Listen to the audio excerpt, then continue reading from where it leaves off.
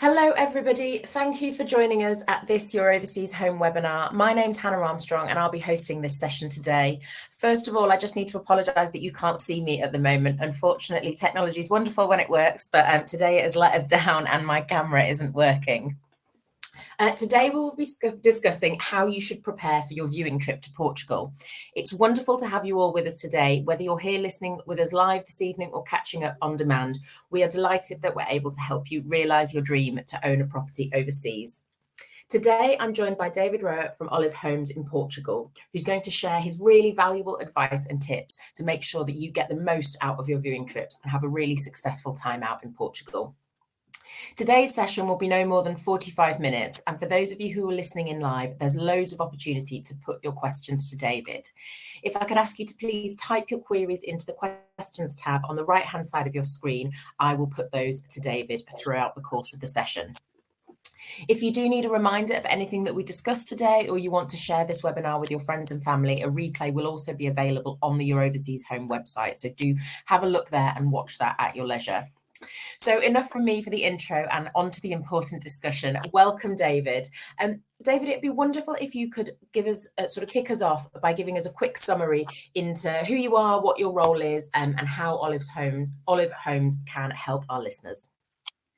Okay, so I've been in Portugal 15 years. Prior to that, I was at NatWest Bank in Bristol as a corporate bank manager, but decided I wanted to live abroad and spent about 6 months in Spain, but that wasn't for me. So decided to come to Portugal, joined an international property company in Portugal and started to sell properties throughout Portugal. So I spent initially the first 3 years in the Algarve, then moved up to Lisbon, then moved up to the north of Lisbon, an area called Silver Coast. So I worked for that company for about 5 or 6 years or so. Then the standard of service started to deteriorate a little bit around 2009, 2010, which is when the sort of crisis started. And I think that company decided that they would not really invest anymore in their own infrastructure. And so just prior to when the crisis started, I decided to start for myself and become self-employed out here. I'd been self-employed back in the UK, so I was always happy to take that challenge on. And so basically, since 2009, I've been self-employed and sold property throughout, as I say, throughout the whole of Portugal. I know Portugal inside out. In terms of how I like to work personally, and that filters through to my company and how we all work, is that we like to put ourselves in the customer's shoes and make sure we give a fantastic service, hassle-free, don't let people down, keep things straightforward. So as in terms of Olive Homes, then we'll always try to respond quickly, get everything organized and help out. In terms of the services we provide, then the majority of our clients, we do sell to local people as well, but the majority of our clients often buy something and then go back home. And so we make sure that we can get all of the services put in place so that we can introduce lawyers, introduce management companies, introduce furniture companies, make sure a bank account is opened, make sure the utilities are paid through the bank account. If clients want to rent the property out, then we can introduce the right people to speak to who can make the most of the investment. And so as a company, a lot of sort of clients have said it's actually easier to buy a property in Portugal than it has been to buy it back home. And I think that's a nice compliment when they say that. So we sort of provide like the A to Z of services, making sure the clients are looked after. As in terms of our company, Olive Homes, we now have a staff about 10 people. We're not huge, but everybody's dedicated and working hard. Our specialized areas really is more sort of Algarve, and where we're very, very strong is the central Algarve. So if anyone's listening and that isn't where they're particularly interested, then normally on these virtual events, if people message me either during now or afterwards, and I'm more than happy to help them by recommending another agency closer to where they're after, or at least just give them some general advice about Portugal. Because Portugal is, the Algarve is wonderful, and the whole of Portugal is wonderful because there's such a variety of locations for people to choose from, even in the Algarve, where you've got Tavira, Faro, Vilamora, Albufeira, Lagos. All of those towns have such a variation in terms of the geography of them and how they operate in different times of the year and in the different seasons. And so for most people, there probably is an ideal location for them. So if where I sell property is not where they are after, I can still give them some good advice. Hardworking. I love working hard. I haven't got the type of skin to spend time on the beach, so you don't usually see me sunbathing on the beach, but I've got young children, so I get dragged down there regularly. So I enjoy it here. I love it here. I don't think anybody would ever regret moving here or just having a holiday home here. It's for all the time I've been here, it's always been a perfect destination. Climate, people, food, etc. But I better stop, otherwise I'd probably run out of things to talk about. So that's a general introduction to me and my company. Fantastic, David. That's wonderful. Brilliant. Thank you so much for that. And I mean, it doesn't sound like too hard a life if you're getting dragged down to the beach regularly. So I'm very, very envious. I'd love to sort of understand the buying process in a little bit more detail for our listeners today. So how does one start? You know, if you've decided Portugal's for you and you're really keen, but you're really at the beginning of the process, what would you recommend that our viewers today do to sort of kick off the process and really start their property search? Okay, so I guess it starts at home, and it normally starts on the internet. So you'll either be looking at different agencies' websites, or the majority of people would start on a property portal, and Rightmove, I suppose, is the most popular one in the UK for sure. So you'd probably start looking there, seeing some properties you like, get an idea of what you can afford within your budget, click a few buttons, make a few inquiries, and then hopefully one of those would be myself. And then you've got an idea of what you're after. So then usually an agency will contact you, and then you'd start to plan to come out to look at property. At that stage, you should start thinking about, well, you don't have to, but you should start thinking about whether you need to take a mortgage and whether you should start planning for that, because it would be good to get a mortgage approved or in place before you come out to look. But in terms of what I do with clients, so first of all, the market in Portugal, it's not really exclusive. So almost every agency can sell almost every other property. We have a new technology now that I can go on and if I see a property for sale, I can go on and find out which agencies that property is with and find out a lot of information. So that's something that's changed over the last year or two. So nowadays, even if a client contacts me and says, I've seen a property with Sotheby's and a property with Engel and Volkers and a property with you, can you help? Then we can help with all of those options. So that's quite nice, because if a client decides that they would like to deal with me, then I can take care of all of it rather than them making lots of different inquiries. The other thing is, if they make lots of different inquiries, then of course they're going to be speaking to 5 or 6 different agencies, and that can be a bit of a chore for them to have to repeat the information 5 or 6 times.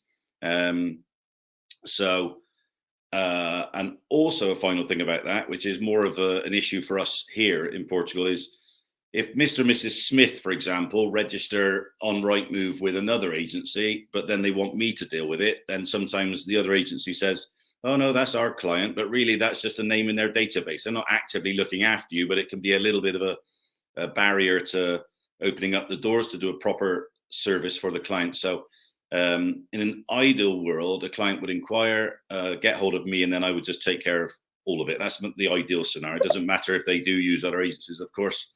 Can't be blessed with that scenario every time, but there's just something to bear in mind. Then the client should have a good idea of roughly what they're after, but it is absolutely so important nowadays, especially with the lack or the scarcity of villas and apartments we have in the market right now, that they remain open-minded. So I'm currently working for a client who has 2 young children, so they want their bedroom and 2 other bedrooms, so 3 bedrooms on 1 floor. And it's amazing how many villas now are 2 bedrooms downstairs, 2 bedrooms up, and so that doesn't work for them. So I can understand that as a requirement. They wouldn't be flexible because they want to be next to their children when they're asleep. So certain things like that, yeah, is probably quite definite that they want that. But so I would say, like in the past, we would always say, have a big wish list. But sometimes open plan kitchen, closed kitchen, people do need to be a little bit more flexible right now. But anyway, it's all about making a dream come true. So if it was me, I'd certainly be doing a wish list because it's fun and exciting and it's the start of the journey. Then you'd come out, and if you're dealing with me, then usually I'm not the sort of person that just likes to turn up, show a villa, and say goodbye. I like to meet the people, learn a little bit more about them, understand really what they're after, and what would make them happy, and what property I would see them happy in the future. Understand more about what locations would appeal to them. So for example, Albufeira, which is more of a party place, so maybe they've got children that are 19 and 20 who prefer that sort of thing, whereas Villamora, the town next to it, is not like that. So it just depends what people want. So I would normally, if people don't know, then I'd spend some time talking about the location as well as the product. And now I'm actually getting to your point. So then the sort of the hard work begins. It never feels like hard work at the start, but some clients halfway through are sort of, this is confusing and everything, and I've seen so many. So I always recommend when you're viewing properties, you just keep sort of one or two in your mind. If you go and see a third one, you think, oh, this one's quite nice as well. There's no point. You need to sort of put it to one side. Just keep two as the most popular ones you think you like.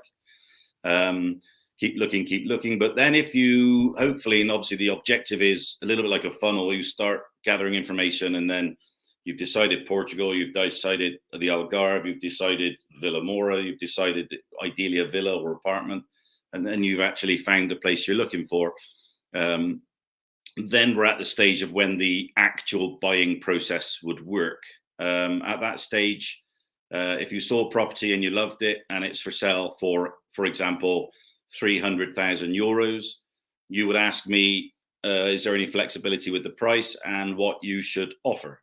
And I would probably say, in the current market right now, try to get your expectation levels that you may have to pay the asking price. It is a sort of seller's market right now, and sometimes we have no choice but to pay the asking price. So we have to sort of get the expectation levels right. It's always the case. I've bought property where I'm about to pay the asking price, and I don't like it. I can't stand it. I feel like, I'm entitled to something. We actually had a client buy a property the other day where they negotiated some pots of paint to be included, which is, it just shows how bizarre it is nowadays to try to get a deal out of it. But anyway, so you would negotiate on the property. We as a company always try to obviously make our clients happy by reducing the price if we can, but sometimes the vendors say no, or the vendors are looking to buy something else, so they have to maintain their margin for their next purchase. But anyway, so you found the property, and now you negotiate and we agree a price, and everyone's happy to now proceed. So the first stage of the buying process is the reservation, and normally what happens with the reservation is you would pay a deposit. The way we work as a company, we always recommend you pay that deposit. Well, you should always do this, but you would pay that deposit to a firm of lawyers. We have a firm of lawyers we recommend, which is a medium-sized firm. So if somebody goes on holiday, there's somebody else to take over. And it's amazing how many sort of lawyers there are out here. There's just one person, and it's a disaster if that person goes on holiday because nothing gets done. But anyway, so we would recommend the firm of lawyers who are, and we do, and so we're very professional. And then we would say to the client, okay, it's all agreed. Are you happy to go and see the lawyers? We'll introduce you, and you would then pay a reservation fee to them. Typically it's 6,000 euros, which a long time ago was 5,000 pounds and is now exactly 6,000 euros. So people would say, why is it 6,000 euros? Well, it was 5,000 pounds, and now we're back to that level. So you would pay 6,000 euros either by transfer or credit card. Bank transfer is cheaper and better. And when you make that reservation, and I have the proof, then I would show that to the vendor. And I would have already previously agreed this with the vendor that they would take the property off the market, because the last thing we want is for you to be happy you've reserved it and the vendor sell it to somebody else. So we've got to be very careful, especially in this market right now, to make sure our clients are happy and they go back, and we've got a gentleman's agreement, because that's all it is, that property is off the market, and you as clients are now asking your lawyer to do the due diligence on the property to make sure everything's correct and legal to proceed. 3 to 4 weeks after that, then you would usually be asked to sign a promissory contract. And a promissory contract is a contract you promising to do something, hence the word promissory. And it's a little bit like an exchange of contracts back home. So at that stage, you would exchange 20% of the value, sometimes 30, sometimes less. Prior to that, that 6,000 euros you could have back if you changed your mind, and it's the same way that the vendor could change his mind. That's why you as clients have to be honourable, and the vendor has to be honourable. And it's my job to be professional and for both parties to respect the agreement that's been made. So that's been done. Now we're at the promissory contract stage. So as a client, you would then, as I say, pay 20% to the lawyer. The lawyer meets the vendor's lawyer, 20% gets given across, and you now have a contract signed to say that property will be yours. And at that stage, you can open the bottle of fizzy and say, yeah, that's it. We can relax. We've got that property. All being well, it doesn't ever go wrong after that stage. It could, but it should not. And when that promissory contract is signed, on there will be a date where the completion can be no later than. So, for example, if you came out next week, Easter time, to try and find a property, and you found one and you reserved it at Easter, so middle of April, you'd be expected to do the promissory contract by the middle of May. And then we would probably say June, July, maybe a couple of months after that would be that the deed date would be set to be no later than. The vendors normally want it done as quickly as possible. Sometimes the clients do as well, but sometimes it just takes a little bit of practically we've got to check arrange for the notary to be booked, which is a public official who overviews everything. And so sometimes it's normally and practically sort of 2 to 3 months from the time you see it. The quickest I've ever done is 14 days. So it can be done, but we've just got to pull all the strings to make it happen. So stage one, reservation, 6,000 euros to a firm of lawyers, never to the vendor and never to an agency. 6,000 euros to the vendor. That's stage one, that's the reservation. Stage two is the promissory contract, and which is like an exchange back home. In stage three is the completion, or sometimes called the deed, or in Portuguese, the escritura. And that's the 3 stages to the buying process. That's fantastic, David. Thank you so much. Okay? Thank you so much for that comprehensive overview. I think that's one of the best explanations we've had. So thank you so much. I'm conscious we've had quite a few questions, so I just wanted to jump in and get some clarity. I think particularly around the finances side of things, we've had a few people ask questions. One question was, do you recommend getting a mortgage to purchase in Portugal? And if so, should people get a mortgage in Portugal with a Portuguese bank, or can they do that, for example, here with a UK bank, but use that on a Portuguese property? Do you have any advice on that for our listeners? Yes. So if you don't need a mortgage, then most people don't. However, a lot of people in the past, even though financially they don't need a mortgage to buy the property, have chosen to do so. And that's because they would prefer to keep their sterling back home and to utilize euros here from a mortgage to pay for the property. So if you don't need a mortgage, sometimes people do that when they're just hedging their bets by hedging against the currency to think we'll keep that back home. But that's the sort of minority of people. So that most people who take a mortgage need to borrow some money. It's important that it's very rare for a client to be able to borrow money at home with a UK bank and take a charge over the property here.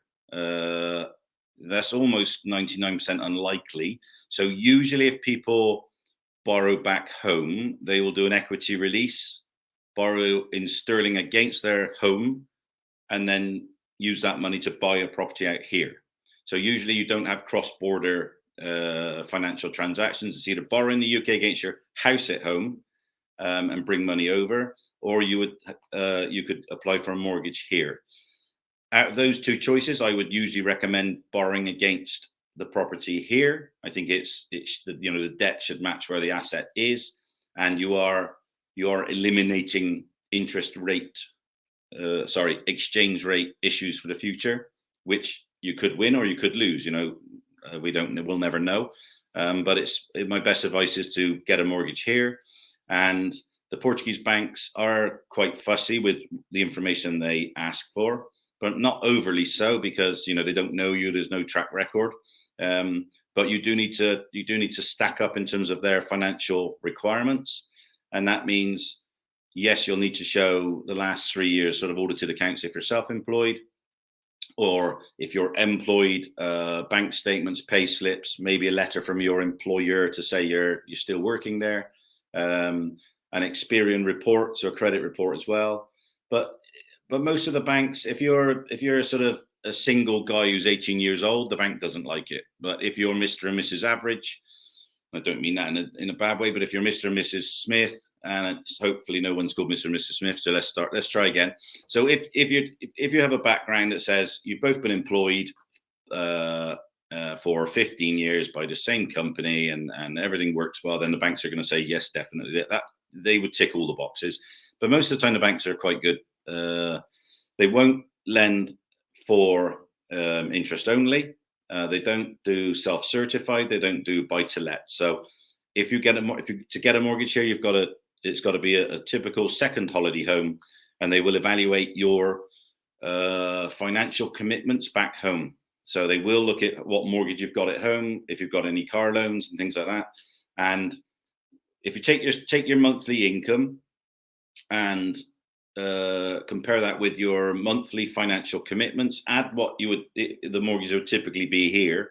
It's not easy to work out, but then all of that added together, they don't want to see much more than 40% as a debt commitment, if that makes sense. So if you take home €2,000 a month, then when you add up all your debt, you shouldn't be paying more than like €1,000, and that would be 50%. So ideally, less than half of what you take home goes towards debt repayments. I can answer that in more detail, but that's more or less it. But I would recommend, if you need a mortgage, I'd recommend coming here. I can give you contacts of banks, but yeah, coming here, sitting down and getting a mortgage done here and borrowing the money here is quite cheap right now as well. You can do variable rates or fixed rates at the moment. That's brilliant advice, Dave. Thank you so much. Okay. And one question just to ask on that, we've got a sort of a range of customers who'll be listening to this. You know, some people looking at kind of a permanent relocation to Portugal and planning to, get visas and get their residency. And just to say, we don't need to talk about visas today. We've got loads of resources on the visa process, because I know that's always a common question. But we will have some people that will be seeking to get a visa and to stay in Portugal more permanently, and some people who will be looking at it as a holiday home and won't be seeking residency. They'll just be coming for their 90 and 180. Is there any issues with a customer who's not wanting to formally be a Portuguese resident, but they do want to take out a mortgage for holiday home? And, you know, that it's totally affordable for them. They can do that. They can make the repayments with their UK income. Do you know if that's doable, or would people need to sort of be seeking residency? No, 95% of the mortgages that I deal with are for non-residents. So exactly what you're asking is exactly what they are lending for, is for people who will never be a resident here, and but they want it as a second holiday home or as an investment to rent out. So that's a non-resident mortgage, and they normally lend up to 70%. That's fantastic. So, that's easy. That's really helpful. Thank you so much. Now, you obviously, we talked a little bit about the sort of the market at the moment, and we kind of know the impact that COVID's had, and sort of creating a bit perhaps of a seller's market at the moment. In relation to COVID, we've had a customer who's asked a question about what the COVID-19 situation is like at the moment in Portugal, you know, day to day in terms of restrictions and lockdowns and things like that, but also in terms of getting into the country. You know, do customers need vaccine proof and things like that, or can they just have negative tests? Can you give any indication of what's happening at the moment? Yes. Okay. So I came back recently from the United Kingdom, and I got to remember now, basically, it was only a few weeks ago, and I didn't have to show anything. Just walked through. So there was nothing. It's just a passport. So I don't think there's any sort of, I'm not sure if there's countries that are still considered on a red list as such, but from the UK's point of view, I mean, I didn't fly for 18 months. I didn't get back to the UK during all the difficult times. And there was a point where I could have gone by actually going to get the COVID test, but I actually never did it. I've never had a COVID test ever yet. Long may it continue, I suppose. So, and I've got young children, and it just felt such an ordeal really to have to do all that. So I never did, but I went back in March, and it was no hassle going there and no hassle coming back from the UK. Here, in terms of day-to-day life, then the masks, they ask for masks to be worn when you're inside areas. So walking down the street, people do wear them. I think we're more pro wearing masks than maybe from what I hear from friends in the UK. So, but like most of the world, or the majority of the world, like we're just so pleased now that hopefully we've seen the back of it. And now if you go into a restaurant, then you should wear a mask into the restaurant, but as soon as you sat down, you take it off.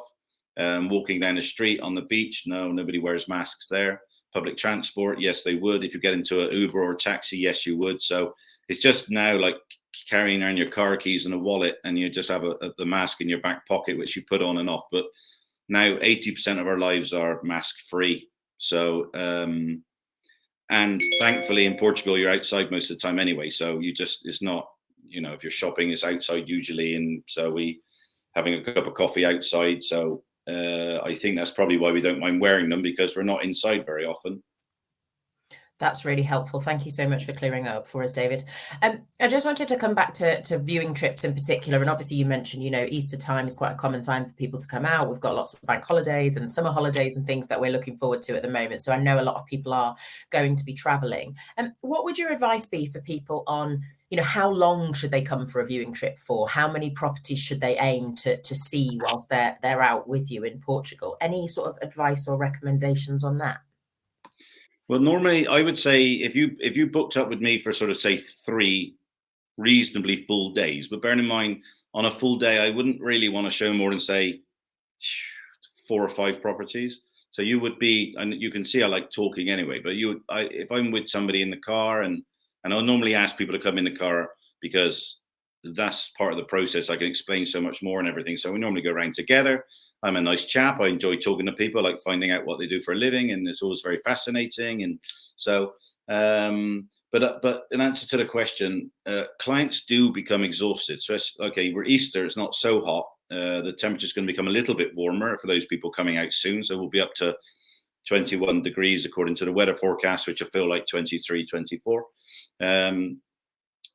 So really and truly, a good agency should start thinking all along what that client wants. And so if I've got 5 properties that I'm going to show that day, and I've shown 2 properties, and I'm asking, seeing how the clients react, and I say, you didn't like that, you did, what do you think? And they say, oh no, and then I'm changing things as I go along. So those 3 that I booked in the afternoon, I'm not going to go in there and say, this you like, I know they're going to say no. So so really and truly, a good agency or a good person within the agency will do enough qualification of the client to have a better idea of what they're after. And a poor agency, if they say, oh, we'll try and show you 10 properties in one day, it just doesn't really work. It's just, and clients get confused and they actually sound exhausted. So it is what people think, they're going to just look at properties all day and love it. And come the end, they get a bit fed up with it. And to be honest, they just want to buy something. So it's a lot of money, but people get exhausted looking and they just want to make a decision. And I think, well, I'm certainly like that. So I think it's a case of how long. I would say allocate. If you specifically know the area, I want Villamor, or I want Valdelobo, or I want Tavira, or I want Lagos, that makes it easier, of course. Because again, like the funnel, if you're still out there and you have no idea where you want to be, or you have no idea what you want, then of course it'll take longer to make a decision. If you want a certain street or a certain area, if you want the marina in Villamor, for example, 1 day, because there's only so much. And if somebody wants a 3-bedroom apartment overlooking the marina, I know what they have to pay, and I know the best 3. And I'm not going to be showing them ones that are of a lower value, of a lower quality, or a poorer investment. The way I like to do it is, and clients have been doing it for a long time now. I've seen thousands of clients and very happy clients, and I know that if somebody invests in a property and it goes up in value, and they are happy, and that they don't even need to have fantastic holidays. They will anyway, because it's Portugal. But for me, fundamentally, is trying to find a good value property that's in good condition, that really ticks all the boxes the majority of people would buy again. So I want every client who buys from me to go and put that property purchase on their spreadsheet back home under an asset that is a real asset, that if they had to realize, they could do so within 2 to 3 months, like a proper investment that works well for them in a good location, a good quality. And so, because I know, and I've been through it personally, if you end up investing in something that's wrong, then that ruins your freedom, ruins your life, and ruins your options. So I think importantly, get the purchase right. So for me, 2 or 3 days maximum, 1 day, 1.5 days, and you shouldn't really see more than 10 properties. And as a little bit of advice, and I know this may sound a bit strange, but some clients I've been seeing for like 3 years, they come over, and you just feel like they're never going to buy. And sometimes I say, do your children think you're going to buy? And they say, no. They've said, well, you're never going to buy, mum and dad, because sometimes you can see so much that you become a little bit afraid of actually ever buying something and getting it wrong. But the reality is, I'm not selling something that's not a nice country. It's one of the best countries in the world. All of the newspapers and magazines say that it's a wonderful place. It's safe. We're very, very lucky to be here, and clients who buy here love it as well. So all of those things suggest it's going to be a success. Then when you found something, really and truly, I don't see that you have to go through a massive thought process to think, is this right for me? If it ticks most of the boxes, it's a 2-bedroom apartment, it's beautiful, lovely, nice location, I can walk to that bar, walk to that restaurant, I can walk to the beach, then I would say buy it and move on and enjoy yourself. Because it's not, there's a phrase we have in England, as most of you'll know, which is like an Englishman's home is his castle. But here, no, just, buy something, enjoy it, but go out, drink your white coffee in a glass, have a ham and cheese croissant, drink some orange juice, have some fresh fish, sit on the restaurant overlooking the sea. So for me, I just say 3 days maximum, find a property, buy it, enjoy it, and start enjoying the outdoor life. Well, you've certainly convinced me, David. It sounds a wonderful lifestyle. Thank you so much for that. I really want to kind of talk about the costs now that we're often asked. How would you suggest that customers sort of estimate the additional costs that are going to have? So lawyer fees, notary fees, stamp duty, or, the equivalent of things like that. Does it work out as a percentage of property price, or are there any numbers that customers should sort of be thinking about and budgeting for? Yeah, so the very simple answer to that is budget 10%, and it won't be that high. If people are looking to buy a property for, say, 200,000 euros, then maybe it'll come to sort of 8.2% or something like that. So you have transfer tax, which is the biggest cost. There's also another thing called stamp duty, which in the UK, the stamp duty is the biggest cost, but that's our second biggest one. But we have transfer tax, stamp duty, notary fees. As I said earlier, the people who overview what you're going to do, overview all the paper, land registry fees, so to register it on the land registry database. Look, I said lawyers' fees, I think so. Now, the transfer tax, which is the biggest cost, is done on a sliding scale. So it says if your property is worth between 200 and 400, then it's something like, it's 7% of that. Take away 1,250 equals this. So if somebody said to me, can you actually detail down all the buying costs? Well, I can do so. But for most people, they don't need to know which bit's going where, and most of it's going to the government anyway. So they don't need to know where all that is going. But what they do need to know is, as you say, what should they budget? And you should budget 10%. There are two types of property here. There's no leasehold here. I get asked that quite a lot. No leasehold.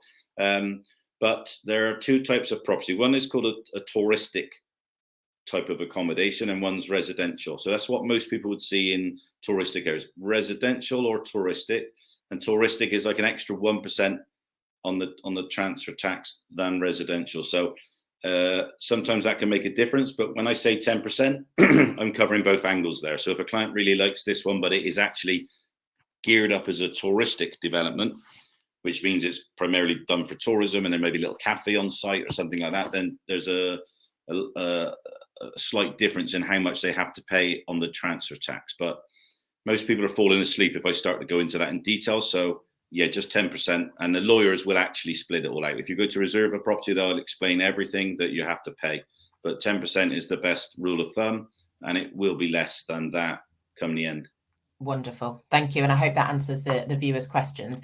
Now, David, you and your colleagues at Olive Homes and, and other agents as well do provide a really comprehensive service, supporting with that kind of qualification of what customers are looking for and, taking them out in the car around these properties, showing them different areas. That's obviously an absolutely amazing service that we're perhaps not used to with agents here in the UK as much. Do customers pay you anything? Buyers pay you anything? Any fees for that service? Or would it be like we're used to and sort of you earn your fees from the seller? Yeah, so it's as you say. So I never get any gifts or anything. My wife, who works for the company as well, she always gets flowers and chocolates and everything. But no one ever buys me anything. I don't know what I do wrong, but everybody else seems to get chocolates and flowers. But no, I'm joking. But yeah, so we when the job's done, obviously, but we don't get paid any fees. The fees come from the vendor always. So yes, the vendor pays us for selling their property. They don't pay us to market it. It's only if we sell it. So you have to pay the lawyer, you have to pay the government. If you do get a mortgage, you have to pay an approval fee and a valuation fee. So there's a few more fees with the bank. But again, that 10% that I said, that should cover that even if you went for the mortgage. But no, you don't pay me, and please don't pay anybody else. Great. Thank you very much. And I think we've got time for one last question. I wanted to ask about lettings. Firstly, can you support customers if they need to rent accommodation whilst they come out on a viewing trip? Any advice for short-term lettings? But also, if a customer purchased a property with you as a holiday home, but they also wanted to rent it out for other holiday makers, is that anything that you and your colleagues can support? Okay, so we don't personally do. So in terms of somebody coming out here who said, can we help them find somewhere to rent? I think that was the question. No, not really. I don't do rentals. I don't want somebody ringing me about the light bulbs not working. It's not really my cup of tea, that. So I try not to do that. But if somebody says, can I recommend a hotel? I can certainly do that because I know the hotels. And if somebody says, we do want to rent a villa in this location for a week, I can put them in touch with hundreds of people who I've worked with. I've always got the best 10 people that I always recommend. I've been doing it, like I say, for 15 years, and the lawyer's been with me for 15 years. Smart Currency Exchange, I've been using those for 15 years. The furniture company I've used for 10 years plus, I don't know. So I'm quite a loyal person, and I expect them to be loyal to me, as in the service they give to the client. So in terms of rentals, so we could find something for somebody, but it's not really what we do. In terms of if you bought a property through us and then you want to rent it out, it depends where the property is as to whom I recommend, because usually we have local companies that can do their own management of the property, as in meet and greet and cleaning and everything like that. And they do their own promotions online. So they rent the property out to earn the income. So most people quite enjoy doing that because it means it's hands off. They don't need to worry about it. If we have a client who wants to do like Airbnb themselves, in which case they would make more money because they're doing all the work themselves, promoting it on a website, or they make their own website. Some people do that as well. Then we can provide the backup of the cleaning and the management and things like that. So anything anybody wants, I will recommend the best way of doing it, but it just depends. I don't have the same company that works in Villamore that would work in Tavira, and vice versa. So different things. But and then if you rent the property out, you should get back after it when it's all up and going and working well. The first year is not as much as the second year, but you should get around sort of 4 to 5% on your money. So if you bought a property for 300,000, then that's 15,000 a year, more or less, as an income from that 300,000 euro investment. If you take a mortgage, it should cover the mortgage. You might have a bit left, you might not. It depends how long the term of your mortgage is, and hence how much your monthly repayments are. So I can never say if it'll cover your mortgage, definitely. But if it's a cash purchase, then you should be looking to make 5% on your money. So if you're back home in the UK and you've got £300,000 sat on a bank account for the last 5 years, you've earned no money with that. Property prices here are going up like 8 or 9% a year, and you could be making income from the rental of 4%. Other people say higher. I don't. I'm right down at 4 to 5% on your rental income. You don't need to say you make more. If you do, fantastic. But 4 or 5 is good. So people need. And okay, next question is, will it continue? But the reality is, money's sat on a bank account. You may as well get out here, rent it through the summer months, June, July, August, September, Easter and Christmas. Come out and use it the rest of the time, because we don't have rental then because it's low season, or it's still beautiful, but it's low season, and it's a really good use of your money. That's wonderful help and advice. Thank you so much for that. I'm conscious of our time today, and I did say to people we'd be done within 45 minutes. So I'm going to wind up the session there. There were a couple of people who asked some specific questions. So David, we will put you directly in touch with those people so you can answer those questions about personal circumstances, sort of one-to-one, which I think will be easier for people. But I just wanted to wind up really by saying a huge thank you for everything that you've shared today. It's been absolutely amazing insight, really, really useful for people. So thank you so much for our time. You're welcome. To all the viewers who are watching us as well this evening, whether you're live or on demand, thank you so much for joining us. We wish you a really happy and successful purchase in Portugal so you can be out there and enjoying that wonderful lifestyle. It's worth just noting that Your Overseas Home does have fantastic other resources available on our website. We've got various other webinars that you can watch back. We've got guides. We've got loads of information on there. So do take a look at our website, and we wish you the very best of luck and a very happy purchase in Portugal. So thank you, everyone. Have a good evening. Bye. Thanks, Hannah. Thanks, everybody.